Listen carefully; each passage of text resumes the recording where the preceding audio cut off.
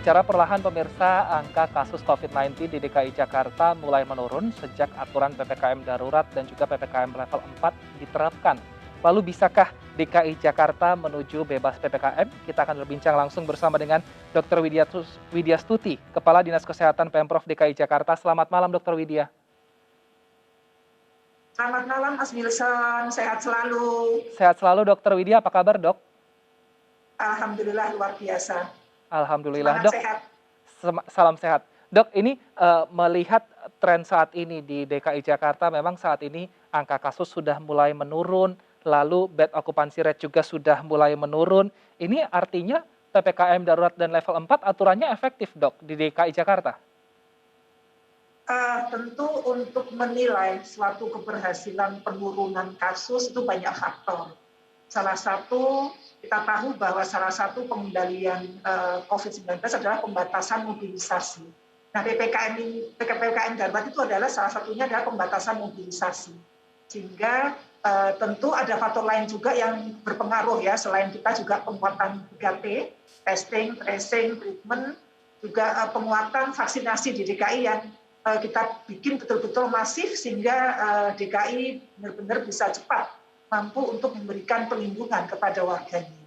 Jadi maksud saya beberapa faktor tadi yang menunjukkan bahwa saling keterkaitan untuk menjadi suatu terintegrasi, suatu pengendalian di DKI. Juga saya terima kasih kepada warga DKI yang telah luar biasa bahu-membahu untuk tetap patuh dan teruskan terus selalu menjaga protokol kesehatan dan mau divaksin. Baik, dok, angka kasus COVID-19 memang saat ini mulai menurun, tapi jumlah yang dites juga menurun. Biasanya puluhan ribu, ini belakangan hanya sekitar 15.000 saja. Kenapa dok? Ini apakah memang tenaga kesehatannya tidak ada lagi untuk mengetes atau memang masyarakat yang mulai enggan untuk dites COVID-19? Testing yang kita lakukan itu salah satunya adalah berdasarkan kasus positif yang terkonfirmasi. Artinya sebagai bagian daripada kontak tracing, begitu satu kasus terkonfirmasi, kita harus mencari, mentrace sekitarnya minimal 10 orang untuk mencari atau memutuskan mata rantai penularan. Pada saat kondisi turun, tentunya berbeda dengan pada saat kondisi kemarin tinggi. Pada saat kasus aktif kita atau sehari positif kita sangat banyak, tentu juga testing kita tinggi karena itu berkaitan dengan rasio tracing yang kita lakukan. Jadi bukan karena tidak ada tenaga, tetapi memang dengan kasus turun, tracing kita juga menyesuaikan. Tetapi sekali lagi bahwa kita tetap fokus, testing menjadi bagian prioritas yang tetap kita kuatkan. Kita ingin rasio tracing kita semakin bagus sesuai dengan standar WHO. Baik, itu kalau untuk tracing dan testing, bagaimana dengan program vaksinasi dok? Untuk vaksinasi dosis pertama ini DKI Jakarta sudah mencapai 91,5%, sementara dosis kedua 31,5%. Ditargetkan 100% untuk dosis pertama dan kedua di bulan apa dok?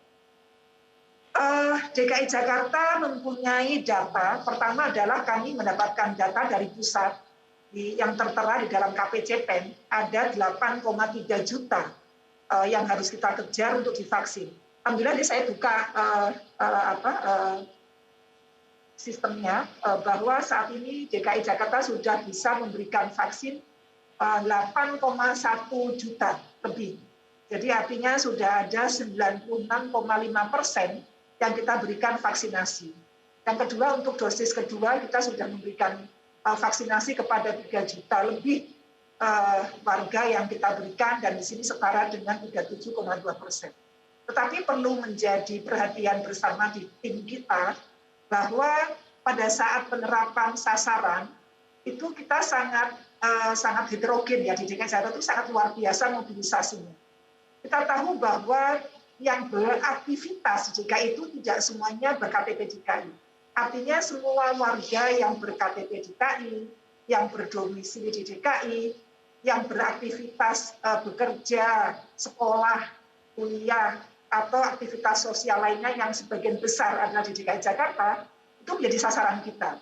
Jadi kami berhitung bukan hanya jumlah eh, warga DKI saja, tapi juga bagaimana kita mampu memberikan perlindungan kepada warga yang memang eh, beraktivitas di DKI Jakarta. Itu bagian dari mata rantai pemutusan rantai penularan.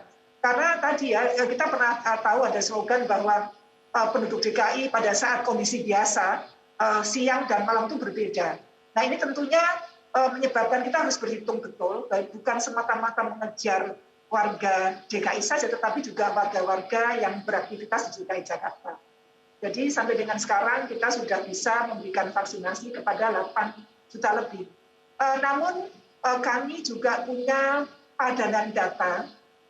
Jadi ada Dinas Dukcapil yang mempunyai data payment address yang sudah kita overlay dengan data KPCPEN. Ada sedikit perbedaan. Artinya data di Dukcapil menyatakan bahwa jumlah sasaran di DKI itu sekitar 8,9 juta. Sedangkan di KPCPEN 8,3 juta. Tentu ini menjadi PR bersama. Bahwa berapapun yang target yang kita tetapkan, tetap kita harus mampu memberikan percepatan. Kami awalnya memang diberikan target sehari itu harus mampu memvaksin 100.000 per hari. Baik. Dengan banyaknya kolaborator, jadi kami membuka diri untuk kolaborasi. Kami saat ini sudah bisa kapasitas menyuntik kita itu sudah di atas 200.000 per hari. Baik. Ini jadi sesuatu yang positif sehingga makin banyak warga yang terlindungi dengan vaksinasi. Baik, tadi angkanya cukup fantastis, tapi yang menjadi pertanyaan warga juga mungkin Indok, jika ternyata dia sudah disuntik vaksin dosis pertama ataupun dosis kedua, tapi kan masih bisa terkena COVID-19. Orang-orang yang setelah disuntik vaksin lalu positif ini, perlukah mereka suntik vaksin ulang atau tidak perlu lagi, Dok? Kita tahu tujuan vaksinasi adalah menurunkan angka kesakitan dan kematian.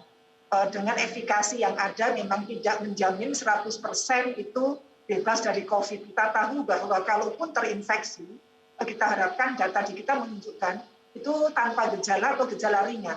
Jadi betul-betul kita harapkan bahwa jangan ragu-ragu untuk vaksin. Nah, bagaimana apabila sudah atau baru mendapatkan vaksinasi dosis pertama, kemudian terinfeksi, kita tetap memberikan dosis kedua dengan jeda 3 bulan pasca sembuh dari COVID-19 untuk meningkatkan imunnya di dalam tubuh dan terbentuk antibodi dengan baik. Baik. Nah, saat ini memang DKI Jakarta aturan menerapkannya PPKM level 4. Jika nanti pemerintah ternyata di tanggal 9 Agustus tidak melanjutkan, DKI Jakarta akan tetap melanjutkan atau tidak, Dok? Tentu untuk memutuskan suatu PPKM itu bukan semata-mata tugas Dinkes ya. Itu adalah keputusan bersama dan PPKM itu diputuskan oleh tingkat pusat. Kita memberikan data, kita membuat analisanya, kita bekerja menyiapkan semua upaya pengendaliannya, nanti penilaiannya ada beberapa indikator yang ditetapkan yang menjadi rujukan. Sehingga suatu daerah itu apakah masuk dalam level berapa, apakah 4, 3, 2, dan sebagainya. Kita sih berharap DKI dengan tingkat kasus yang sudah semakin menurun, tingkat vaksinasi yang sudah meningkat, dan testing, tracing yang tetap kita pertahankan baik, mampu untuk turun level dan tentu itu membuat rasa optimis kepada warga DKI Jakarta. Jika nantinya turun level ke level 3, skenario apa yang disiapkan oleh Pemprov DKI Jakarta agar masyarakat meskipun di level 3, tapi untuk menerapkan protokol kesehatannya ini tetap dalam PPKM level 4, Dok, agar angka positif COVID-19 itu tidak meningkat kembali meskipun sudah di level 3? Ada beberapa kegiatan sektor esensial maupun non-esensial yang ada rumusannya. Pada saat suatu daerah itu ada di level berapa, mulai dari yang harus 100% tidak bisa dibuka, sampai dengan tahapan di mana 50% dan sebagainya. Salah satu yang menjadi pemikiran Pemprov DKI Jakarta adalah bagaimana menerapkan vaksinasi ini menjadi suatu persyaratan untuk membuka suatu kegiatan. Jadi menurut saya ini sesuatu yang positif. Satu sisi kita memberikan hak sehat melalui pemberian vaksinasi, satu sisi kita juga menjaga bahwa warga yang beraktivitas sudah terjaga imunitasnya dengan adanya pemberian vaksinasi. Baik, artinya masyarakat sudah bergerak untuk mematuhi aturan, vaksinasi juga sudah dilakukan oleh pemerintah. Nah, Ini bagaimana dengan vaksin booster yang untuk tenaga kesehatan? Apakah ini akan dilakukan dan kapan waktunya kira-kira, Dok? Kami sudah mendapatkan distribusi vaksin booster Moderna dari pemerintah pusat dan kita sudah bagikan ke fasilitas layanan kesehatan yang ada di DKI Jakarta. Secara bertahap, teman-teman saat ini sedang melaksanakan vaksinasi kepada timnya dengan harapan nakes-nakes kita terlindungi dengan baik. Jadi sudah mulai berjalan, Mas Win. Baik, kita harapkan semoga aturan dari pemerintah ini juga bisa membuat masyarakat lebih patuh sehingga angka kasus COVID-19 di DKI Jakarta bisa terus turun dan sehingga tadi juga semoga levelnya bisa semakin menurun sehingga perekonomian bisa semakin kembali berjalan. Terima kasih Dr. Widya Stuti, Kadinkes Pemprov DKI Jakarta telah bergabung bersama kami di Indonesia Bicara. Sama-sama, salam sehat. Salam sehat, Dok. Dan pemirsa, itu dia tadi perbincangan dengan 3 narasumber yang sudah hadir melalui Zoom di Indonesia Bicara. Kita harapkan perbincangan ini bisa membawa dampak positif dan tadi kuncinya adalah meskipun varian baru bermunculan, kuncinya adalah di masyarakat yang selalu menerapkan 5M.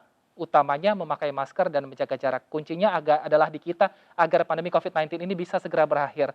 Nah, pemirsa, demikianlah Indonesia Bicara hari ini.